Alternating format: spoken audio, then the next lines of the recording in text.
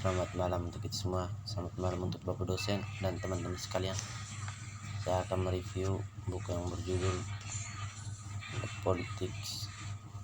The Power, Politics and Society, an Introduction to Political Sociology dengan nama saya Ferdinand Curtis Tebares, kelas A semester 6 NIM 1803030028, jurusan Sosiologi dengan mata kuliah Sosiologi Politik.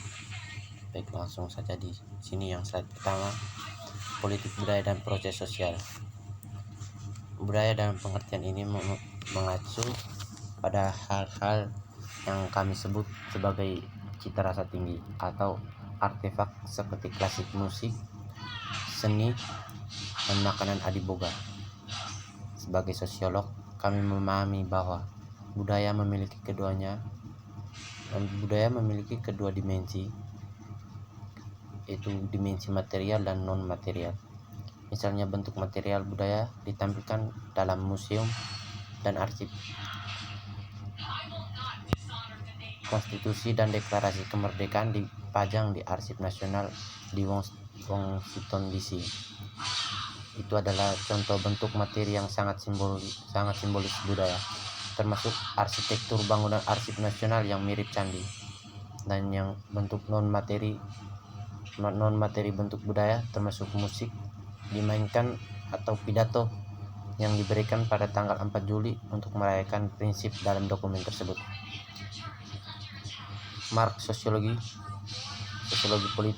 adalah seorang sosiologi politik yang telah membangun sebagian besar pekerjaan ini dalam studi budaya, dan baru-baru ini kembali ke studi tentang berbagai nuansa hubungan antar budaya, kekuasaan, dan sifat pengaturan politik dalam masyarakat.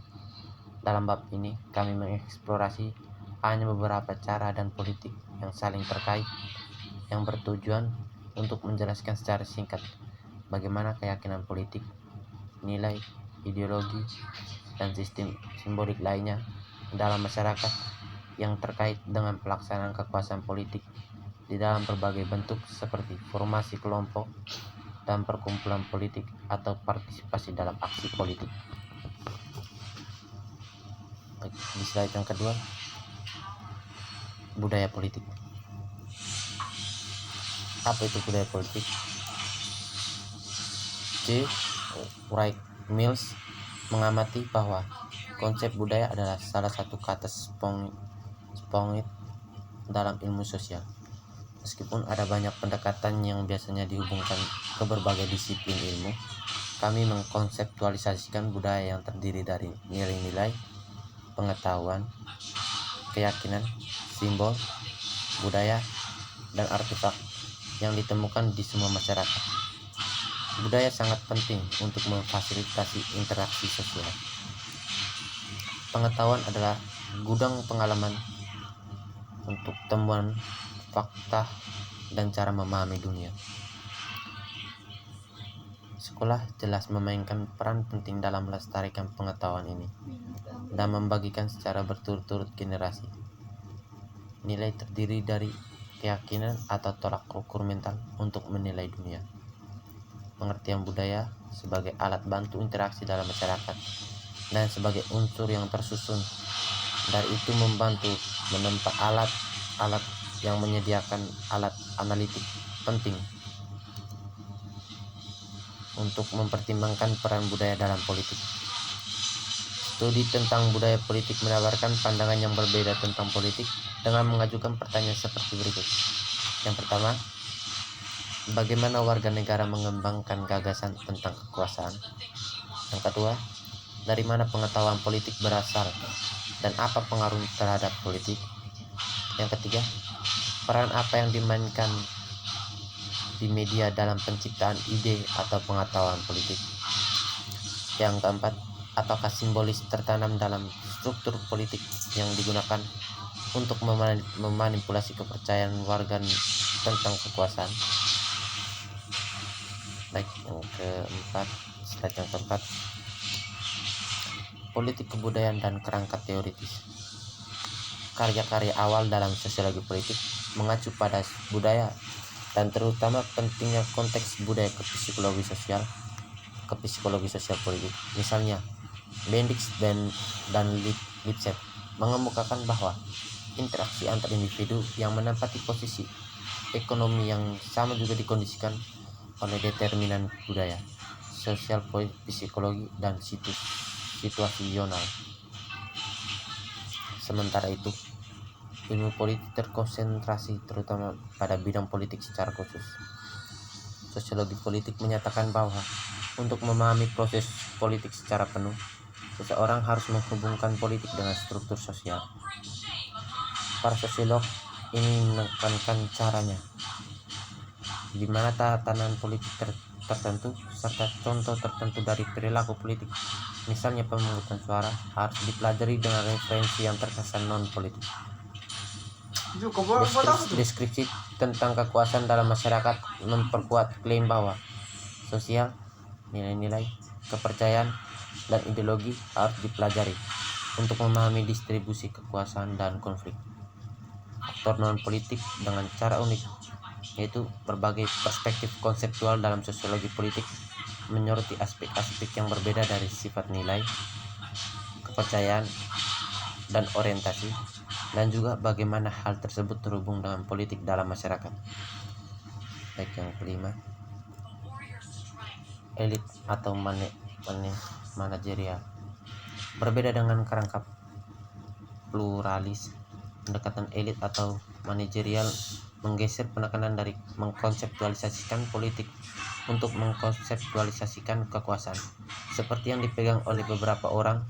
Karena itu, persaingan di antara kelompok kepentingan dipandu oleh aturan proses yang adil.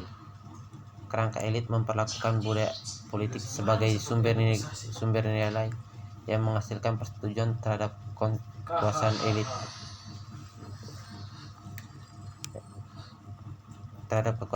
Weber yang berpendapat bahwa agama dan sistem kekuasaan dikaitkan dengan cara menciptakan sistem nilai dalam masyarakat yang mendukung pengaturan kelembagaan. Analisis Weber tentang bagaimana kapitalisme yang muncul dalam masyarakat bersamaan dengan kepercayaan Protestan khususnya merupakan kontributor kritis. Baik, yang kanan, minta maaf ada suara-suara sumbang dari belakang. Perspektif kelas. Marx awalnya memperlakukan gagasan budaya sebagai suprastruktur, yaitu budaya yang muncul dari hubungan ekonomi masyarakat serta divisi kelas sosial yang terpelihara. Marx dan Engels akhirnya menyimpulkan bahwa setiap kelas memiliki pandangan dunianya sendiri dalam sejarah perjuangan kelas dan tradisi yang dihasilkan. Pandangan ini digambarkan sebagai kesadaran kelas yang bagi kaum Marxis merupakan sumber ideologi politik. Kesadaran kelas mencerminkan ekonomi dalam teres. Untuk sosiologi politik yang didasarkan pada kelas atau perspektif Marxis, budaya politik adalah dipahami sebagai fungsi dari kepentingan yang berkuasa yang dirajut menjadi ideologi dan pandangan dunia. Simbolik aspek budaya dikendalikan untuk meningkatkan keuntungan ekonomi bagi para pemimpin kapitalis. Kapitalis ideologi atau kesadaran direproduksi atau didistribusikan dalam buku, surat, mimbar gereja, dan dalam segala bentuknya. Luasnya kontrol ini mengasumsikan bahwa kelas atas seringkali dengan eksistensinya kaum intelektual dapat menghasilkan ide-ide untuk mempertahankan atau melegitimasi ketimpangan. Baik, di slide yang terakhir ini pilihan yang rasional. Ideologi nilai politik, hegemoni atau sistem kekuasaan simbolik yang menumbuhkan ketaatan aturan politik adalah tema dalam kerangka pluralis, elit, dan kelas. Dalam banyak hal, budaya politik telah menjadi topik penting bagi sosiologi politik dan tidak pernah dihapus dari agenda penelitian di bidang sosiologi politik. Teori pilihan rasional yang telah menempati posisi yang menonjol dan posisi dalam penjelasan saat ini tentang kekuasaan dan hasil politik ini menekankan untuk memperlakukan politik sebagai hasil dari kepentingan yang berdasarkan perilaku rasional yang beroperasi dalam batas-batas sistem, bentuk-bentuk oleh alokasi sumber daya atau distribusi kekuasaan di masyarakat, yang pada akhirnya tindakan politik yang dipahami sebagai masalah pilihan. Dengan kata lain, lembaga politik adalah tuntutan serta individu politik bertindak untuk kepentingan terbaik mereka berdasarkan sumber daya yang mereka miliki atau datang untuk menghasilkan. Mengikuti asumsi teori pilihan rasional dalam studi politik, kami dapat membuat kasus ini bahwa nilai dan orientasi tidak peduli pada sumbernya memandu pilihan warga negara, misalnya pilihan suara, tindakan untuk mengatasi masalah komunitas. Ya baik, terima kasih. Dan sekian review dari buku Power, Politics and Society, and Introduction to Political Sociology. Terima kasih dan minta maaf sebelumnya karena ada suara-suara yang mengganggu. Sekian dari saya, terima kasih banyak.